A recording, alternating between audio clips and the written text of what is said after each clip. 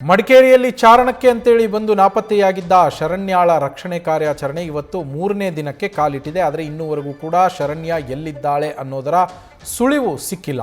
ತಡಿಯಂಡಮೋಳ್ ಬೆಟ್ಟದಲ್ಲಿ ನಾಪತ್ತೆಯಾಗಿದ್ರು ಶರಣ್ಯ. ಈಗಾಗಲೇ 48 ಗಂಟೆಗಳು ಕಳೆದು ಹೋಗಿದೆ. ಆದರೂ ಕೂಡ ಶರಣ್ಯಾಳ ಸುಳಿವು ಶರಣ್ಯ ಪತ್ತೆಯಾಗಿಲ್ಲ.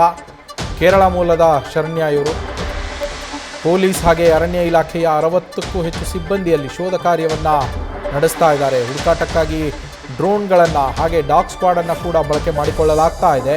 ರಕ್ಷಣಾ ಕಾರ್ಯಾಚರಣೆಗೆ ಬರೀ ಪೊಲೀಸರು ಅರಣ್ಯ ಇಲಾಖೆ ಸಿಬ್ಬಂದಿ ಮಾತ್ರ ಅಲ್ಲ, ಅಲ್ಲಿನ ಸ್ಥಳೀಯ ಯುವಕರು ಕೂಡ ಸಾಥನ್ನು ಕೊಟ್ಟಿದ್ದಾರೆ. ಹಗಲು ರಾತ್ರಿ ಅನ್ನದೇ ಸರ್ಚ್ ಆಪರೇಷನ್ ಮುಂದುವರಿತಾನೇ ಇದೆ. 3ನೇ ದಿನಕ್ಕೆ ಕಾಲಿಟ್ಟಿದೆ. ಆದರೂ ಕೂಡ ಶರಣ್ಯ ಸುಳಿವು ಇನ್ನೂವರೆಗೂ ಸಿಕ್ಕಿಲ್ಲ. ಮತ್ತೊಂದು ಕಡೆಗೆ ಶರಣ್ಯ ಸುರಕ್ಷಿತವಾಗಿ ಮರಳಿ ಬರಲಿ ಅಂತೇಳಿ ಗ್ರಾಮಸ್ಥರು ಹರಕೆಯನ್ನು ಹೊತ್ತಿದ್ದಾರೆ. ನಮ್ಮ ಪ್ರತಿನಿಧಿ ಪ್ರಜ್ವಲ್ ಫೋನ್ ಸಂಪರ್ಕದಲ್ಲಿ ಜಾಯಿನ್ ಆಗಿದ್ದಾರೆ. ಪ್ರಜ್ವಲ್, 3ನೇ ದಿನಕ್ಕೆ ಕಾಲಿಟ್ಟಿರುವಂಥದ್ದು ಸರ್ಚ್ ಆಪರೇಷನ್ ಯಾವ ಹಂತಕ್ಕೆ ಬಂದು ತಲುಪಿದೆ? ಶರಣ್ಯ ಸುಳಿವು ಈಗ ಏನಾದರೂ ಸಿಕ್ಕಿದೆಯಾ, ಹೇಗೆ?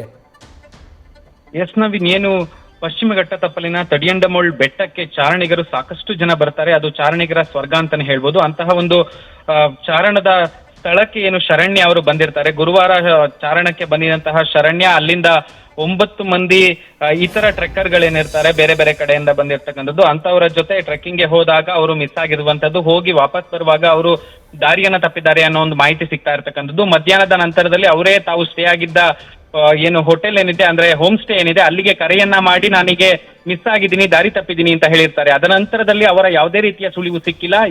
ಮಾಹಿತಿ ತಿಳಿದ ತಕ್ಷಣ ಅರಣ್ಯ ಇಲಾಖೆ ಸಿಬ್ಬಂದಿಗಳಾಗಿರ್ಬೋದು, ಪೊಲೀಸ್ ಇಲಾಖೆ ನಾಪೋಕ್ಲು ಪೊಲೀಸ್ ಠಾಣೆಯಲ್ಲಿ ಪ್ರಕರಣ ದಾಖಲಾಗಿದ್ದು ಪೊಲೀಸ್ ಸಿಬ್ಬಂದಿಗಳು ಕೂಡ ಹುಡುಕಾಟವನ್ನ ತೀವ್ರಗೊಳಿಸಿರ್ತಕ್ಕಂಥದ್ದು. ಇದಕ್ಕೆ ಸ್ಥಳೀಯ ಯುವಕರೇನಿದ್ದಾರೆ, ಅಂದ್ರೆ ಆ ತಡಿಯಂಡಮೋಳ್ ಬೆಟ್ಟದ ತಪ್ಪಲಿನಲ್ಲಿ ಇರ್ತಕ್ಕಂತಹ ಯುವಕರು, ಅವರಿಗೆ ಚೆನ್ನಾಗಿ ಈ ಒಂದು ಕಾಡಿನ ಬಗ್ಗೆ ಅನುಭವ ಇರ್ತದೆ. ಹೀಗಾಗಿ ಅವರು ಕೂಡ ಹುಡುಕಾಟ ಕಾರ್ಯಾಚರಣೆಯಲ್ಲಿ ನಿರತರಾಗಿರ್ತಕ್ಕಂಥದ್ದು.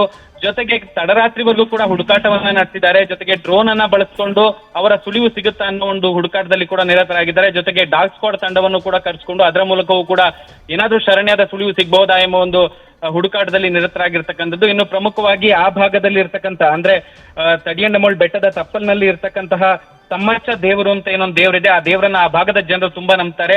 ಹೀಗೆ ನಮ್ಮ ಊರಿಗೆ ಟ್ರೆಕ್ಕಿಂಗ್ ಅನ್ನ ಬಂದು ಯುವತಿ ನಾಪತ್ತೆ ಆಗಿರ್ತಕ್ಕಂಥದ್ದು ಒಂಥರ ಬೇಸರವನ್ನು ತರಿಸಿದೆ. ಹಾಗಾಗಿ ನಾವೆಲ್ಲರೂ ಕೂಡ ಹರಕೆಯನ್ನು ಕೂಡ ಹೊತ್ಕೊಂಡಿದೀವಿ. ಆ ಶರಣ್ಯ ಸುರಕ್ಷಿತವಾಗಿ ಕಾಡಿನಿಂದ ಬರ್ಲಿ ಎಂಬ ಒಂದು ಹರಕೆಯನ್ನು ಹೊತ್ತಿದೀವಿ ಅಂತ ಗ್ರಾಮಸ್ಥರು ಕೂಡ ಹೇಳ್ಕೊಂಡಿರ್ತಕ್ಕಂಥದ್ದು. ಇನ್ನು ಕೇರಳದ ಕೋಜಿಕೋಡ್ನ ಮೂಲದವರಾದಂತಹ ಶರಣ್ಯರ ಸಹೋದರ ಶ್ಯಾಮ್ ಕೂಡ ಬಂದಿರತಕ್ಕಂಥದ್ದು. ಸ್ಥಳಕ್ಕೆ ಬಂದು ಹುಡುಕಾಟದಲ್ಲಿ ಭಾಗಿಯಾಗಿರ್ತಕ್ಕಂಥದ್ದು. ಪೊಲೀಸರು ಕೂಡ ಅವರಿಂದ ಮಾಹಿತಿಯನ್ನು ಕೂಡ ಕಲೆಕ್ಟ್ ಮಾಡಿರ್ತಕ್ಕಂಥದ್ದು. Naveen, thank you Prajwal.